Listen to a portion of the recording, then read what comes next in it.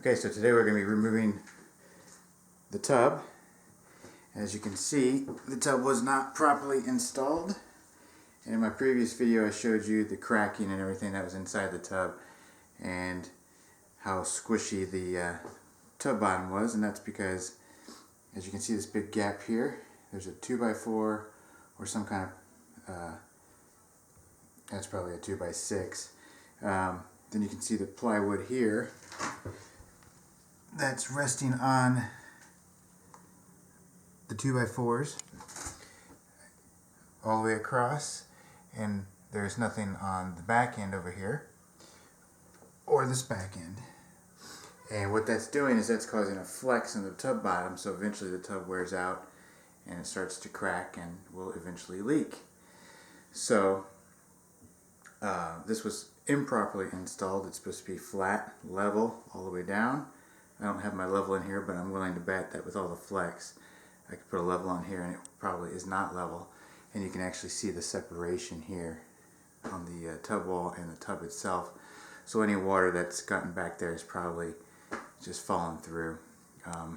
Here you can see that they've caulked it, but why they stopped there is beyond me. So we're going to go ahead and get everything disconnected and start the demo process of the tub and possibly some of the walls. Oh, speaking of walls, you can see here all the moisture has just rotted away. The drywall even has gotten into the wood there. And on this side you can see the mold that's forming on the drywall. And any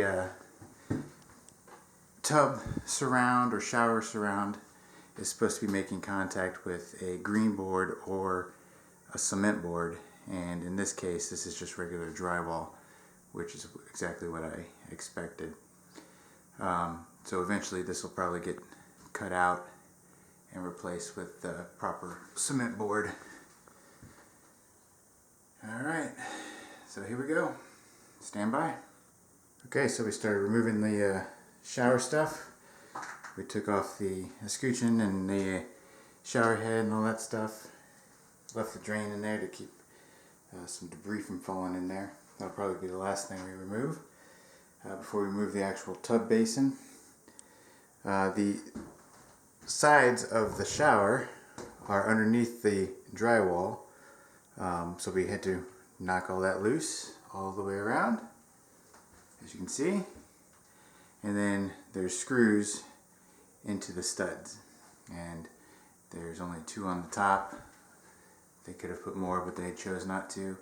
And it looks like there's no backing on the other side of this shower insert, so I'm not sure if that's the way it's supposed to be or not, but typically I believe you're supposed to have at least cement board back there to prevent the moisture and everything from condensating on the inside, creating mold.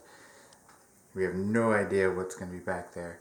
I don't smell any mold at the moment, so my fingers crossed that we don't have to do any kind of remediation. So the next thing we're going to do, I'm assuming, because I've never taken one of these out, is we cut the silicone at the bottom and then we pry that out and see if we can get it separated. I'm not sure what joins the two on this side. Hopefully it was just the silicone that I've removed, but we'll find out. Alright, stay tuned.